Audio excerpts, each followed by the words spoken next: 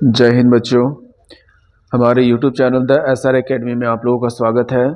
आज हम लोग देखने वाले हैं, जैसे कि लास्ट क्लास में हम आप लोग को बताए भी थे कि इकोनॉमिक्स का प्रीवियस ईयर का जितना भी मॉडल पेपर है उन सभी का हम लोग रिव्यू कर रहे हैं।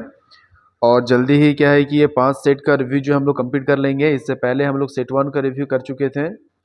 आज जो है वो सेट 2 का रिव्यू कर रहे हैं। जैसे ये 5 सेट का रिव्यू ख़त्म हो जाएगा उसके बाद 2024 के लिए मोस्ट इंपॉर्टेंट क्वेश्चन जो है बाय सेट करके वो जो हमारी टीम आपको प्रोवाइड करेगी। तो जल्दी से हम लोग देख लेते हैं। ये जो आज करवा रहे हैं ये प्रीवियस ईयर में पूछा गया मॉडल पेपर है। पिछले साल जो मॉडल पेपर आया हुआ था, आप लोग देखिए इसमें जो प्रीवियस ईयर का मॉडल पेपर है 2021-22 का, जो 2021-22 में जो मॉडल पेपर पूछा गया था उसी का डिस्कशन करेंगे। ये मॉडल प्रश्न पत्र है जो कि वो 2 है। इससे पहले हम लोग 1 कंप्लीट कर लिए थे और आज जो है इसको 2 देखने वाले हैं। एग्ज़ाम में क्या है कि इससे आने का जो पॉसिबिलिटीज़ होती है वो बढ़ जाती है, इसलिए एक बार ज़रूर इसे देख लीजिएगा। इससे पहले भी इस चीज़ों का सारा कंप्लीट करवाया गया है, तो अभी जो हम लोग कर रहे हैं इसे जो है रिव्यू कर रहे हैं ताकि आपको सारी बातें जो है क्लियर हो जाए। और अभी सारा जो सवाल है उसको 40 नंबर का सवाल होगा, वो सारा हम लोग देख लें। जैसे देखिएगा 2021-22 का है मॉडल प्रश्न, ये सेट 2 है, सेट 1 करवा चुके हैं। ये इकोनॉमिक्स का सेट 1 इकोनॉमिक्स है जो कि आप लोग को मालूम होगा 40 नंबर का ही होने वाला है। इस बार भी 40 नंबर का होगा। इसके लिए समय कितना दिया गया है? 1.5 घंटे का समय दिया गया है। ठीक है, कुछ इसमें विशेष बातें लिखा हुआ है कि सभी प्रश्न अनिवार्य हैं। चलिए ठीक है, कुल प्रश्न जो 60 उसमें दिया गया, प्रत्येक प्रश्न के लिए जो है 1 नंबर अंकित किया गया है और इसके लिए प्रत्येक प्रश्न में 4 विकल्प दिया गया है। इसमें जो सही हो उसको आंसर करना और गलत के लिए नंबर नहीं काटा जाएगा। ठीक है, तो ये नॉर्मल सा डिस्क्रिप्शन दिया हुआ है जिससे पहले भी आप लोग देख चुके हो। चलिए इसके पहले सवाल पे आते हैं। यहाँ पे कुल मिलाकर जो है 40 सवाल है और जल्दी से इसका हम डिस्कशन कर देते हैं। हालांकि प्रीवियस ईयर में यानी पिछले साल जो इन सभी चीज़ों का जो करवाया गया था, हम अभी जो है इसका रिपीट कर रहे हैं। रिपीट इसलिए कर रहे थे कि आने वाले 2 महीने के बाद जो आप लोग का एक फाइनल एग्जाम है उसमें से भी यह सारा सवाल आने का जो पॉसिबिलिटीज़ है वो बहुत ज़्यादा हो जाता है। तो इस बार गवर्नमेंट तो दिया नहीं है मॉडल पेपर, और जहाँ तक पॉसिबिलिटीज़ है कि वो देगा भी नहीं, तो ये सारा सवाल इम्पॉर्टेंट हो जाता है। तो ये जो पिछले यार पूछा गया था वो सारा हम लोग कैरी कर लेंगे। उसके बाद हमारी टीम जो SR एकेडमी की जो टीम है उसके द्वारा जो है कुल मिलाकर 5 सेट तैयार किया गया है जो आप लोग के एग्जाम के लिए मोस्ट इंपॉर्टेंट है। एक सेट में 40 सवाल यानी 200 क्वेश्चन का तैयारी जो हम लोग अलग से करवाएंगे। इससे क्या होगा कि आप लोग का जो है पूरा इकोनॉमिक्स का तैयारी हो जाएगा। अभी जो हम लोग डिस्कशन कर रहे हैं वो केवल ऑब्जेक्टिव के लिए कर रहे हैं। इसके बाद हम लोग धीरे धीरे क्या करेंगे कि सब्जेक्टिव का भी आप लोग को तैयारी करवा देंगे। सबसे पहले ऑब्जेक्टिव कंप्लीट होने के बाद आप लोग को सब्जेक्टिव की तैयारी करा देंगे। जिस तरह से आप लोग का कमेंट्स रहेगा उस हिसाब से हम लोग उसका काम करेंगे।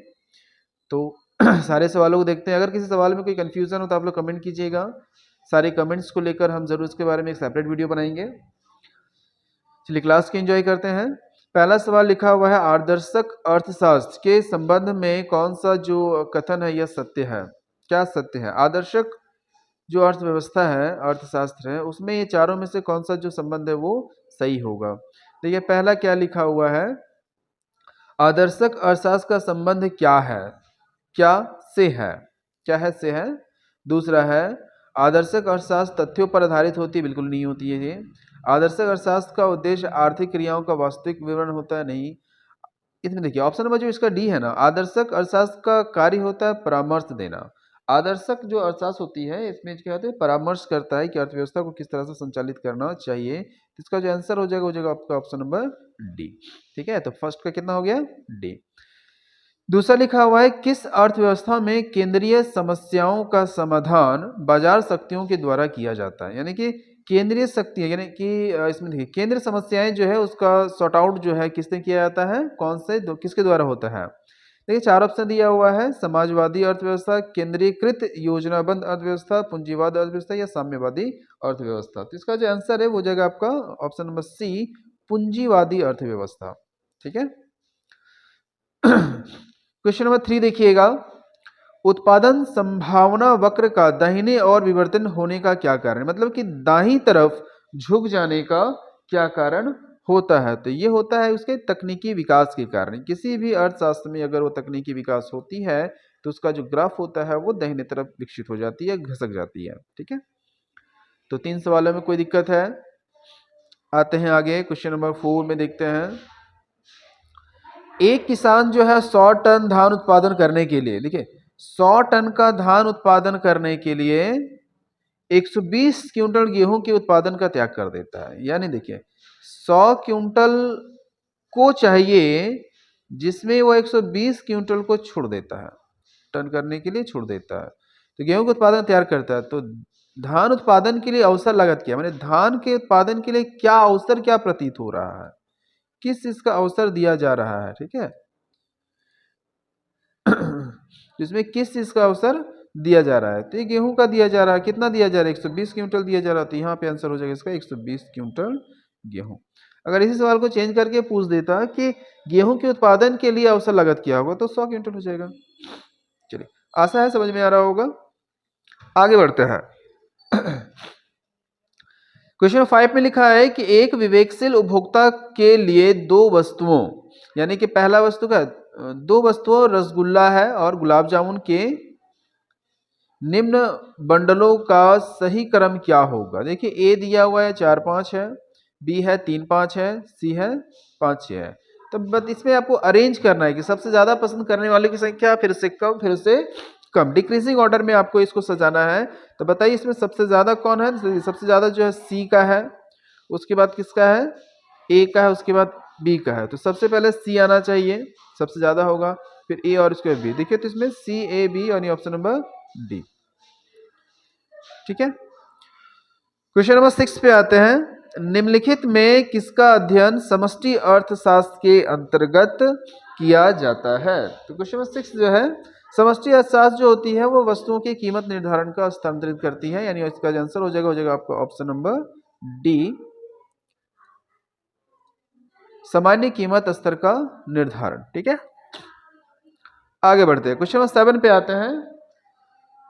7 में क्या बोला गया है, किसी वस्तु के उपभोग में एक अतिरिक्त इकाई में परिवर्तन पर कुल उपयोगिता में होने वाले परिवर्तन को क्या कहते हैं। क्वेश्चन समझिएगा, किसी वस्तु के उपभोग में, किसी वस्तु को उपभोग किया जाता है, उसमें अतिरिक्त इकाई के परिवर्तन होने पर कुल उपयोगिता पर होने वाले परिवर्तन क्या कहते हैं, सीमांत उपयोगिता, ठीक है।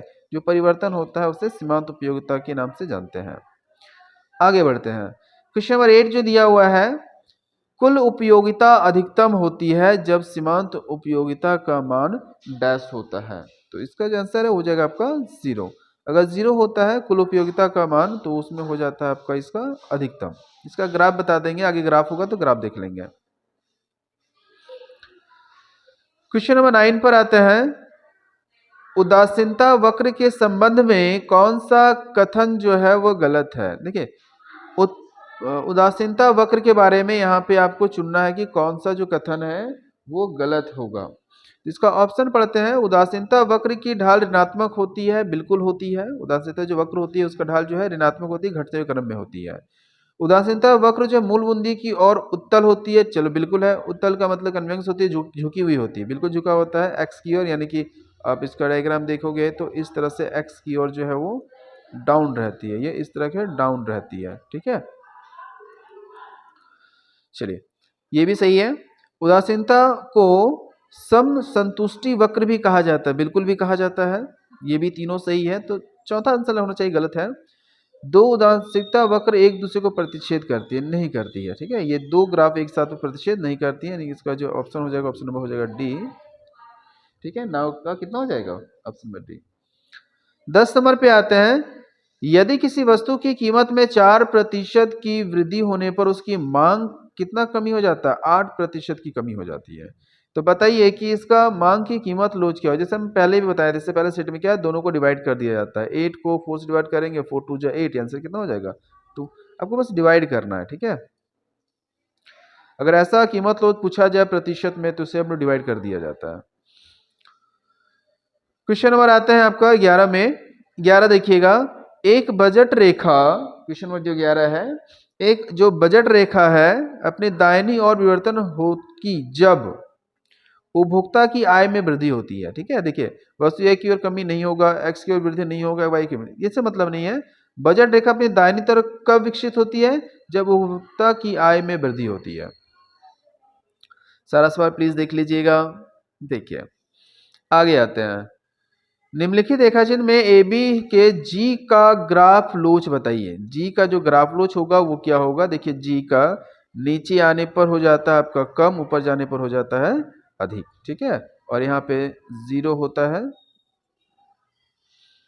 ये 0 यहाँ पे नहीं होता है, बीच में आपका देखिए ग्राफ लोच देखिएगा। क्वेश्चन नंबर जो 12 है, अगर ये 20 से नीचे आती है उसे कहा जाता है से कम, 20 से ऊपर जाता है से अधिक, ठीक है। चलिए आशा है ये बातें समझ में आ रहा होगा। एक से कम, देखिए बीच में जो होता है इसका ग्राफिकल सॉल्यूशन, देखिए इसका सेंटर में होता है 1, यहाँ होता है 0, ठीक है। इधर जाओगे तो 1 से होता है ज्यादा, इधर आता है 1 से होता है कम, और ये होता है 0। ध्यान रखिएगा। तो यहाँ पे जो ग्राफ दिया हुआ है वो देखिए 20 से कम यानी 1 से कम होगा। आगे बढ़ते हैं। क्वेश्चन नंबर देखिए 13 दिया हुआ है। 13 में क्या लिखा हुआ है कि उदासीनता वक्र विश्लेषण से एक उपभोक्ता संतुलन की शर्त क्या है?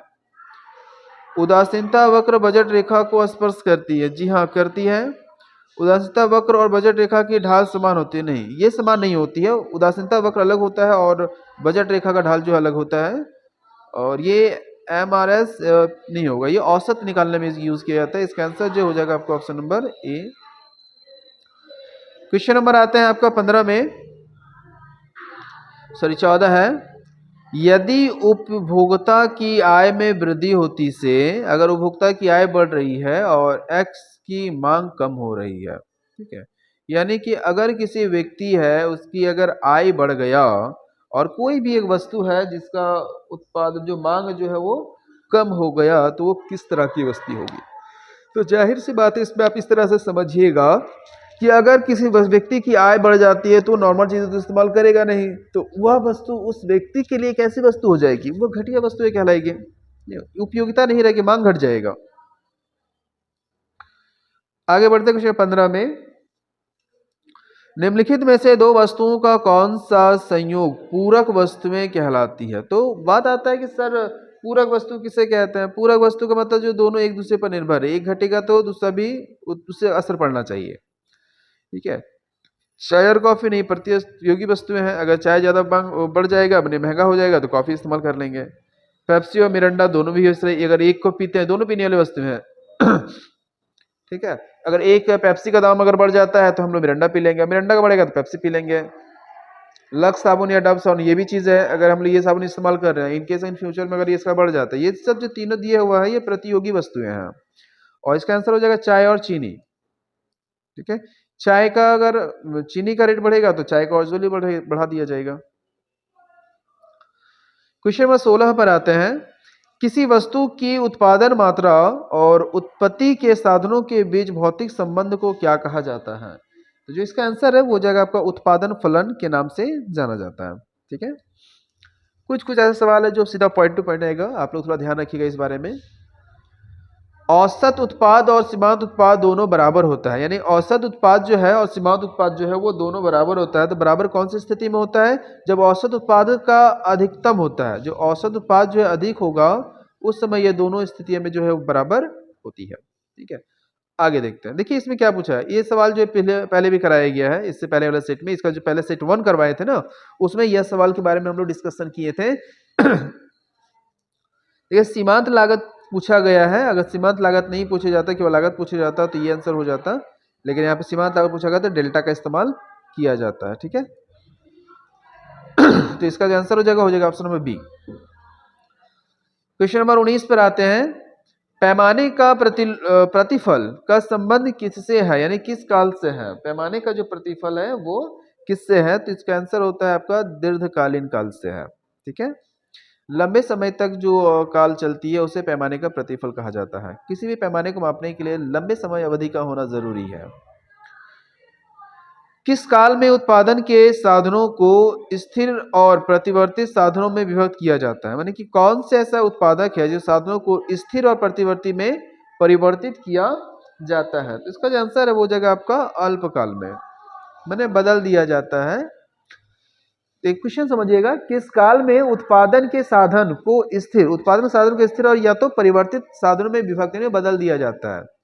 तो अल्पकाल में। क्वेश्चन नंबर 21 पर आते हैं, परिवर्तनशील अनुपातों के नियम के अनुसार एक विवेकशील उत्पादक उत्पादन के किस स्तर पर अपना उत्पादन करना चाहेगा? तो ये जो है दो स्तरों पर हो जाएगा इसका आंसर, यानी परिवर्तन अनुपात के अगर दो होता है तो वो उसके उत्पादन करने के बारे में वो सोचेगा। क्वेश्चन 22 पर आते हैं, 22, 23 और 24 एक साथ देख लेते हैं। 22 नंबर का सवाल देखते हैं। 22 में लिखा है, निम्नलिखित में से कौन सा औसत उत्पादन की विशेषता नहीं है? किसका विशेषता? औसत उत्पाद की जो विशेषता है वो नहीं है। औसत उत्पाद को परिवर्तन साधन के प्रति इकाई उत्पादक कहा जाता है, बिल्कुल कहा जाता है। प्रतिवर्ती साधनों की इकाई को बढ़ाने से औसत उत्पाद बढ़ता है या अधिकतम होने के बाद वो घटने लगता है, ठीक है, ये भी ठीक है। औसत और वक्र उल्टा यू होता है, बिल्कुल होता है। औसत उत्पादन का मान शून्य अथवा ऋणात्मक हो सकता है, जी बिल्कुल नहीं होता है, इसका मान ना शून्य होगा ना ही ऋणात्मक जाता है, क्योंकि इसका वक्र जो यू आकार का होता है जो ऊपर की ओर होता है। जब सीमांत उत्पादन औसत उत्पाद से कम होती है, यानी जब सीमांत उत्पादन जो है वो औसत उत्पादन से कम होती है, तब औसत उत्पाद क्या होगा? कमी होती है। औसत उत्पादन में क्या होती है? कमी होती है, ठीक है। क्वेश्चन नंबर आते हैं आपका 24 में, यदि उत्पत्ति के सभी साधनों को दुगना करके, यदि उत्पत्ति के सभी साधनों को दुगना करने पर उत्पादन में 3 गुना की वृद्धि होती है तो इसे क्या कहा जाता है? यानी कि इसको क्या बोलेंगे?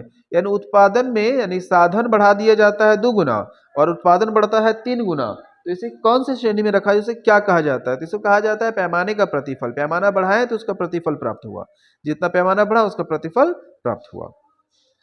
क्वेश्चन नंबर आते हैं आपका 25 में, उत्पादन के सापेक्ष कुल आयाम में परिवर्तन की दर क्या कहलाती है? यानी कि उत्पादन के अनुरूप जो पैमाना बदलता है, जो आयाम बदलती है, उसे क्या कहा जाता है? तो उसे कहा जाता है सीमांत आगम, ठीक है। आशा है सारा सवाल समझ में आ रहा होगा। लिखने में अगर दिक्कत हो तो प्लीज स्क्रीनशॉट करके या वीडियो को पॉज करके या पीछे करके लिख लीजिएगा, और प्लीज एक बार देख लीजिए, क्योंकि यही सब सवाल जो है 2024 के एग्जाम में आने वाला है, तो थोड़ा ध्यान रखिएगा इस बारे में कि आएगा तो यही आएगा। चलिए आगे देखते हैं। क्वेश्चन नंबर 26 है, कुल लागत जिसे हम लोग टीसी कहते हैं, ठीक है, कुल स्थिर लागत जिसे टीएफसी कहा जाता है, और कुल परिवर्तनशील लागत जिसे टीएफसी कहा जाता है, ये तीनों में क्या संबंध है? तो हम लोग इससे पहले वाला जो सेट कराए थे उसमें आप लोग को हम पहले ही बोले थे टीसी बराबर होता है टीएफसी प्लस टीवीसी, यानी कुल लागत बराबर कुल स्थिर लागत और कुल परिवर्तन लागत को जोड़ दिया जाता है। तो देखिए टीसी बराबर टीएफसी प्लस टीवीएस, यानी ऑप्शन नंबर हो जाएगा इसका डी। अब इसी को बता, ये मेन इक्वेशन है, यही है। अब इसको इधर उधर चेंज करेंगे तो चेंज हो जाएगा, यानी 26 का क्या हो जाएगा? Option number D. उम्मीद करते हैं सारा बातें समझ में आ रहा होगा। आगे का देख लेते हैं। क्वेश्चन नंबर 27 पर आता है, जब किसी वस्तु की मांग तथा पूर्ति में समान दर से वृद्धि होती है, यानी वस्तु की मांग भी बढ़ रही है और उसकी पूर्ति भी बढ़ रही है, तो संतुलन कीमत में क्या होगा? संतुलन कीमत में जो है वो क्या होगा? तो वो भी है वृद्धि होती है, ठीक है। संतुलन जो है बढ़ता चला जाएगा, संतुलन बाजार उसी को तो कहते हैं। आगे आते हैं, किस वस्तु की मांग डी है और पूर्ति उसका एस है? मांग को दिखाया जाता है डी से, पूर्ति को दिखाया जाता है एस से। सब्जेक्टिव में इसका ग्राफिकल सॉल्यूशन दिखा देंगे। तो मांग अधिकतम की स्थिति में क्या होगा? जब मांग जो है अधिक बढ़ जाएगा तो उस स्थिति में क्या हो जाएगा? इसका जो आंसर है वो हो जाएगा आपका ए और बी दोनों हो जाएगा, यानी कि इस स्थिति में ये संतुलन की स्थिति में है। देखिए बाजार संतुलन में ये होता है और ये अधिक की स्थिति में ये होता है, एक और ये भी होती है, यानी कि इसका आंसर जो है दोनों हो जाएगा, ठीक है। इसका जो आंसर है वो हो जाएगा आपका दोनों।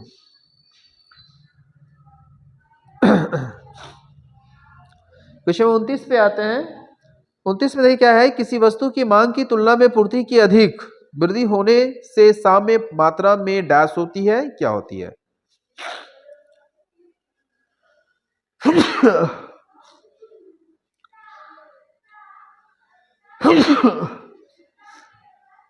पूछा गया किसी वस्तु की मांग की तुलना में अगर पूर्ति अधिक हो जाती है, पूर्ति में वृद्धि होती है, तो इसे क्या कहा जाता है? तो इसको क्या है, साम्य मात्रा में क्या होगा तो वृद्धि होती है। ठीक है,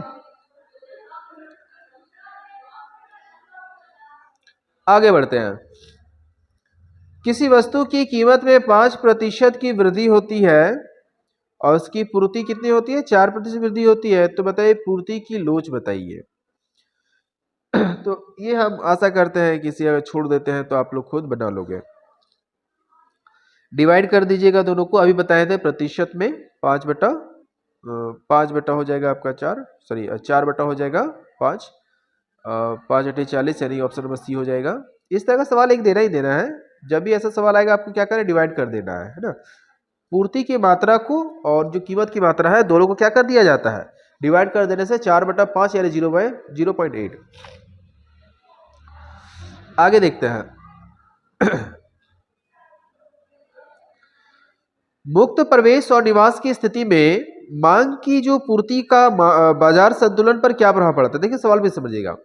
मुक्त प्रवेश और निकास की स्थिति में मांग में जो वृद्धि होती है उसके बाजार संतुलन पर क्या प्रभाव पड़ता है? इसका जो प्रभाव पड़ता है वो कीमत, देखिए फर्स्ट बोले साज की कीमत और मात्रा दोनों में वृद्धि हो जाती है। ठीक है,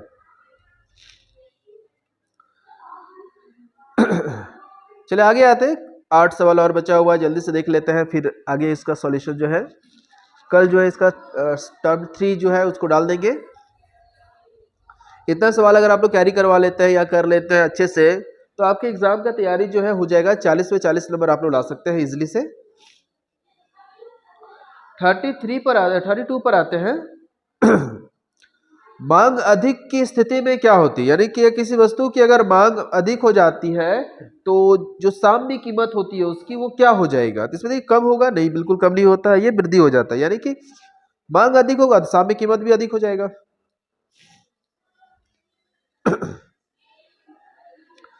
क्वेश्चन नंबर 33 पर आते हैं।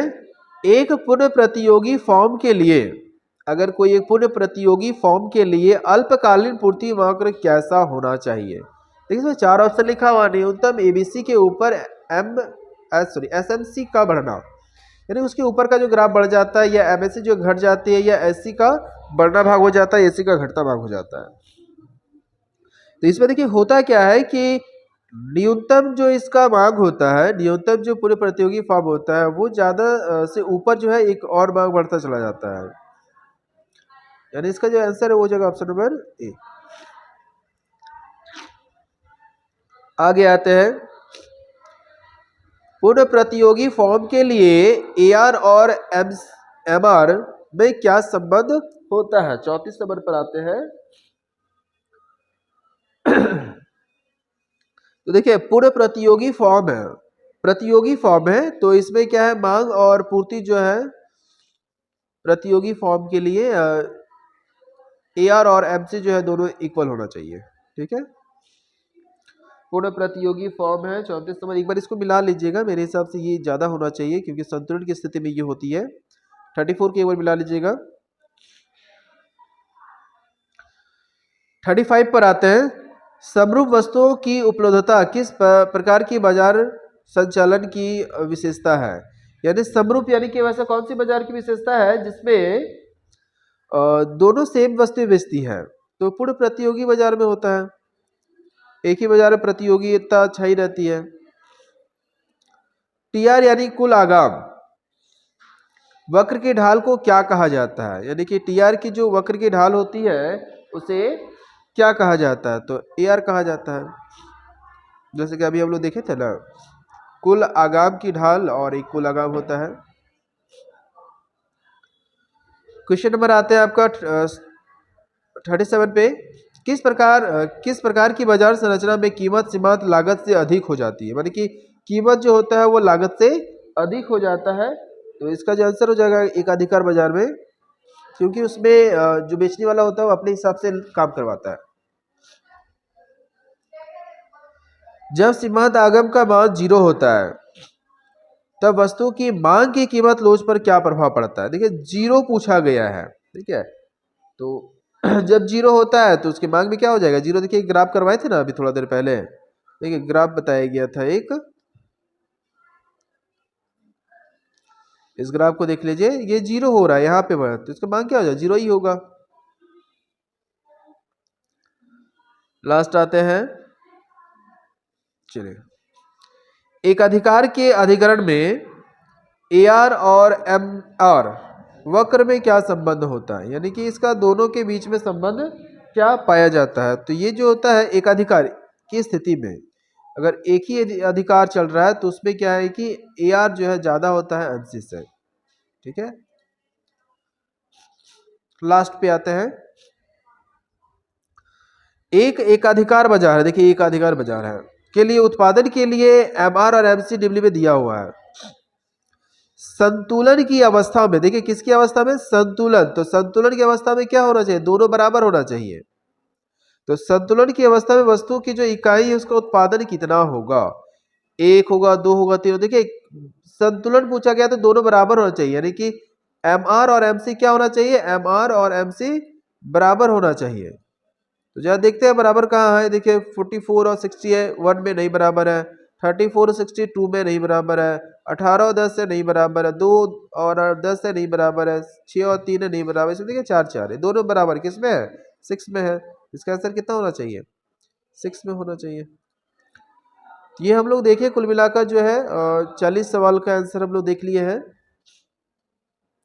ये सारे सवालों को जरूर क्लियर कर लीजिएगा, और इसके बाद का जो हम लोग सवाल लेकर आएंगे वो सेट 3 का होगा, और सेट 3 में हम लोग कोशिश करेंगे कि और भी सारा जो सवाल है, अगला जो वीडियो रहेगा वो सेट 3 का रहेगा, उसमें भी 40 सवाल है, वो 40 सवाल का हम लोग डिस्कशन करेंगे।